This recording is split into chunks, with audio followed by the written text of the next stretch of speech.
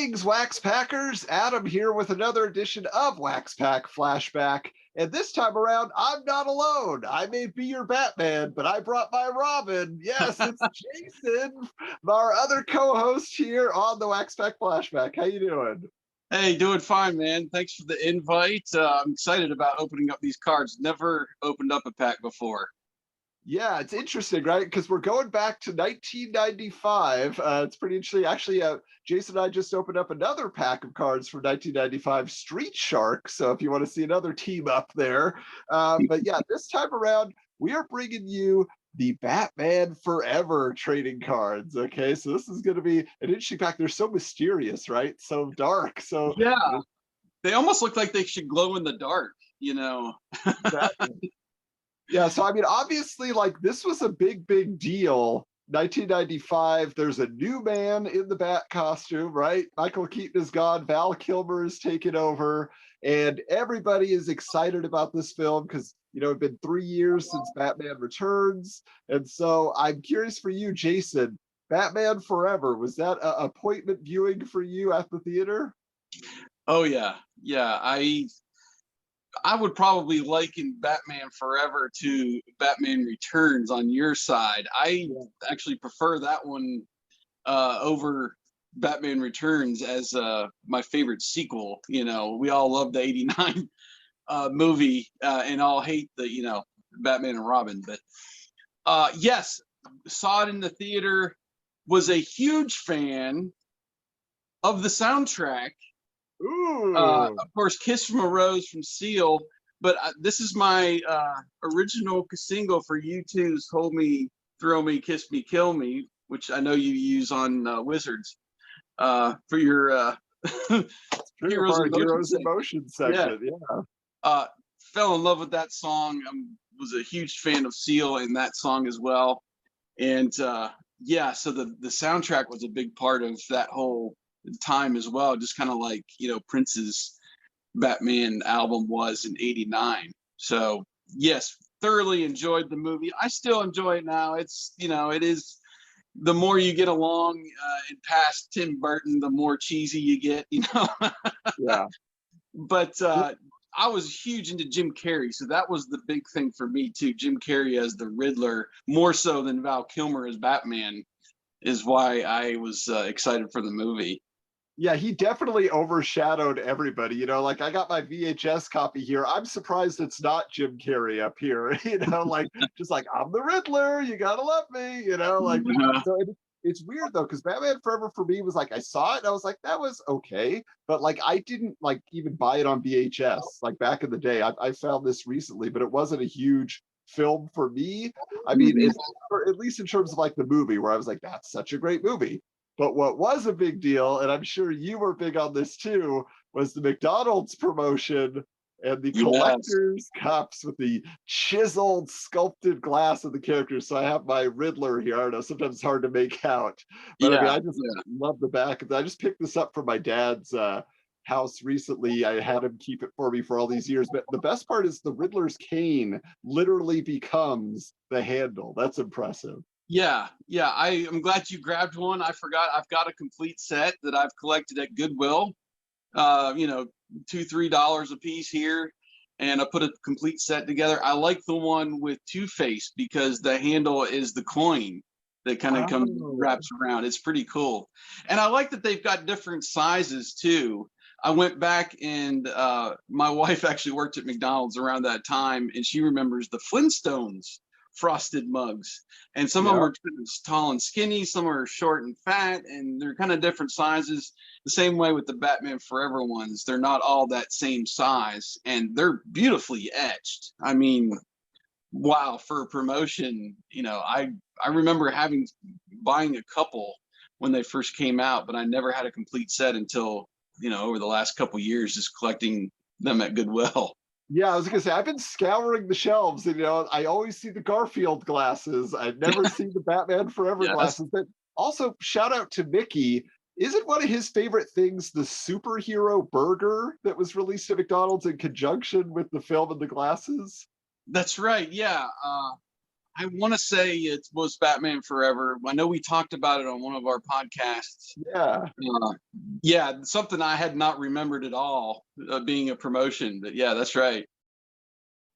All right. Now, the other thing that was interesting at this time, because, by this time, Warner Brothers had certainly learned their lesson about merchandising, right? The cash potential of a Batman film, which every year, and including Batman Forever, were the top grossing films of each year.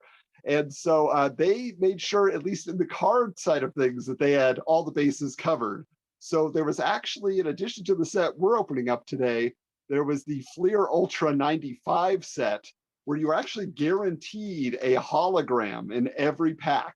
Like, that was part of the deal. So Pretty darn cool. Yeah. I'm sure you paid like $5 a pack to get that. But Yeah. but interestingly enough, the past card sets that were by Topps, right? They had done Batman and Batman Returns, and for some reason Fleer won out this time around. But Topps got the right to do Batman Forever stickers, so I guess that's like, they weren't the cards officially, they were stickers, right? So there's another Robin from that set, Chris O'Donnell's Robin, which was the only thing I was excited about for the film. And then when I saw it, I was like, no thanks. They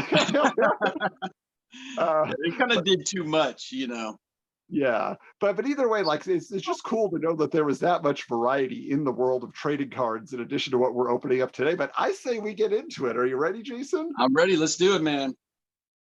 All right, so here we are with our pack of Fleer 1995 Batman Forever trading cards. Tells us 6 cards in each pack. Of course, we got the logo for the film, which Steven Sapellis, my co-host, former co-host on Wizards, huge fan of this film, absolutely loves that logo and everything associated with this. So very basic here. No promise of premium cards or anything. Legal text. I actually peeked. I peeked over on Trading Card Database, and there is nothing special about these cards. Oh, wow. No special inserts. It's just a base set. All right. Well, let's see if at least some of the action on the cards is exciting. So there we go. Can't complain with a young Nicole Kidman here. A case for Chase. That is just fantastic. Chase Meridian. Now look at the logo on the front of that. I like that. It's like the fin on the Batmobile. Oh, this, yeah. That's really good look here. Okay. Tell me, Doctor, do you like the circus? All right. Oh, and speaking about the female characters, Sugar and Spice. Drew Barrymore. And yeah, that's intense right there. What's her name again? Is it like Deborah? I'm trying to remember right now. Yeah, I can't remember off the top of my head. I can't remember at the moment, but yeah, she was in a lot of 90s movies. Oh, Debbie Mazur. That's it. Debbie Mazur. Mazur, yes. But man, yeah, so fun. The two sides of Two-Face, Oh, man, this is all about the ladies. This pack. There you go again. Yeah, Drew. She was very sweet, continues to be. Love seeing Drew pop up all over the place. Okay. Life on the edge can be quite exciting, and excitement is all Sugar wants. Oh, and there is her sugar daddy. That's right. We got Two-Face here. Two-Face splits. Gotta love the pun. So this is from the opening, I think. Let's see here. It says, the madman only wants Batman's death, and if he can achieve it tonight, he'll make his escape and try again another time. Okay, so he fails that first time, but of course he'll be back. Ooh, the mystery man. Who is that man inside the cowl? Bruce takes Chase to dinner, and when they return to her apartment, he finds a virtual shrine to Batman. Chase is fascinated by the Batman, and yet, for all her analytical skills, doesn't realize he's standing right in front of her, peering through Bruce Wayne's eyes. Yeah, the dramatic lighting. Yeah. I like the back of those cards, the way that they're putting a partial image in the top, and then you got that, you got the outline of the bat symbol there. Yeah, all right, last one here. Ooh, that's a dramatic framing. Nice job, Joel Schumacher. Some clear signals with the bat signal right behind them. So the bat signal is not a beeper, he warns, before realizing she's interested in more than professional chit-chat. I mean, you got to admit, this movie did have some great one-liners, so that's awesome. Absolutely. All right. Well, let's see what you have there, Jason. All right. So yes, you can see that the pack of cards is about the size of a single. There we go. Let's go ahead and dive in and see if we can find a Riddler. That's what I was really hoping for. You got all the ladies. Let me see if I can get the Riddler. Oh, there we go. There's Harvey Dent before he becomes Two-Face. There we go. Harvey Dent was a man who moved among the wealthy and powerful of Gotham City. Like Bruce Wayne, he used his wealth and power for the good of Gotham. Like Batman, he was dedicated to fighting crime that ravaged the city. All right. Let's see here. We got Hitching a Ride. These are some good looking cards. They're not overly glossy like the Fleer Ultra, but they still, I like the design of them. Batman's laser torch cuts the chain, securing the vault to Two-Face's helicopter. Well, there's Mr. Nigma. Hey. Brain drain. A weird mechanism there on his head. The box is still in its early stages, but Nigma is sure it will still work. Okay. Oh, there we go. Yeah. Woo! There's the Riddler. I like that pose. Very cool. The Riddler gives insanity a new definition.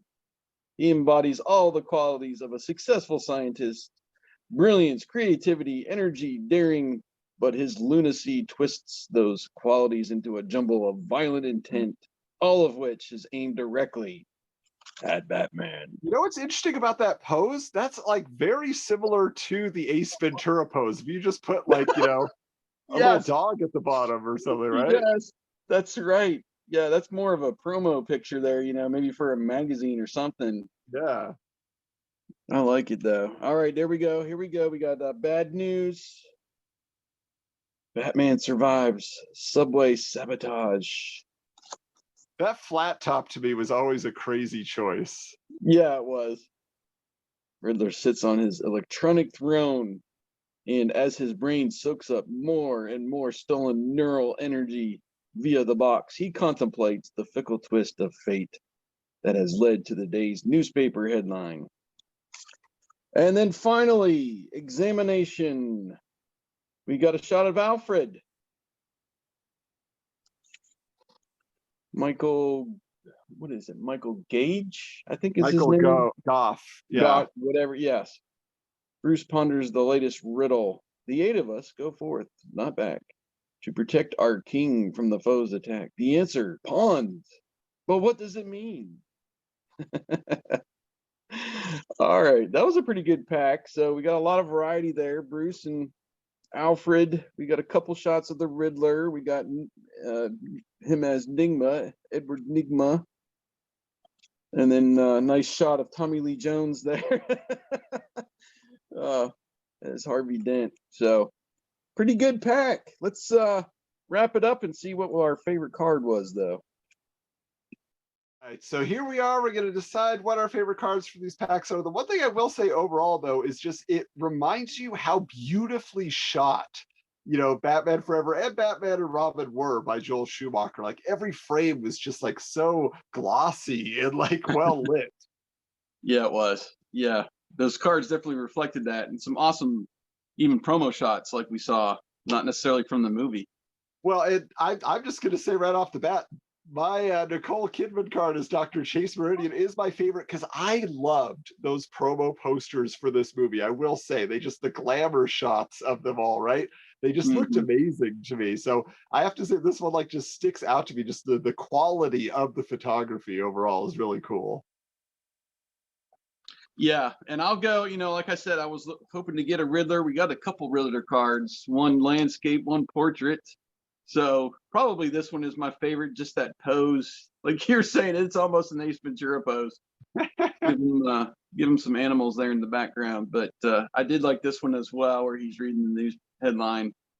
And you get kind of that shot of I don't know, his mask too. I kind of liked his mask. They always dark out the eyes, but it seemed to work for Jim Carrey too, as the Riddler. Yeah. Didn't get that back in the day, just the straight purple, from the old school Batman, where you got that bright green really popped. Yeah, and he had a ton of costume changes in that movie. I mean, that every scene felt like he had a new outfit. All right. Well, Yeah. hey, Jason, once again, thank you so much for joining me for this. It was a fun adventure going through these basic but beautiful cards. Yeah, it was fun. And Thank you all, of course, for joining all of us every week here on Wax Pack Flashback. We have a lot more packs to come. Let me tell you, we're always seeking about. Jason's finding them here. I'm trading over here to get some variety as well, just to mix it up. But I'm sure we'll be teamed up again soon enough to really, share the excitement of opening up a pack of cards. Maybe we'll do some trades off the air. But again, stay subscribed here on TRN TV. If you want to find out when the next videos or more content is happening on the retronetwork.com, be sure to subscribe on social media, and you can follow at TRN Social on Instagram and Twitter. And yeah, so Jason, do you know right now what your next pack of cards is going to be after this? So continuing the grossest cards ever, I think we're going to have the epic battle of Grossville High and Toxic High School. Well, I think I'm going to do a double pack in one video, and so we'll have both sets of cards for that one. And like I teased in the last video for Street Sharks, I'm going to start opening up and responding to some of Adam's previous videos over there on TRN Social on Instagram. And I still got some. I'm going to show some off here. So like you just did Return of Superman. I got a pack of those that we'll do in response. How about Cosmic Teens? Yeah. How about some Cosmic cards? I got a couple more packs of those laying around. Batman, The Dark Knight, Saga of the Dark Knight, we'll say. How about some Power Rangers? Yeah. The Rocketeer. Got a couple packs of Tiny Toons Adventures. So I'm going to start opening up some packs over on Instagram as well. So follow us over there, TRN Social, and see some more openings in addition to what you see here on YouTube. Yeah, and I got so many packs of cards here. I was just looking around. I was like, where are my stacks? Yeah, I've yeah, got plenty of stacks. Yeah, I think I'm going to keep the Batman fund going because I'm just in the mood. I mean, I'm just, obviously you can see I got the outfit ready to go all the time. So I think I'm going back in time to the original. I got a pack of the Batman 89 cards here. Is this the series 2? Yep. Series so 2, yep. Series. So I can still feel the gum in there. So next time around, same bat time, same bat channel. Check you later. See you.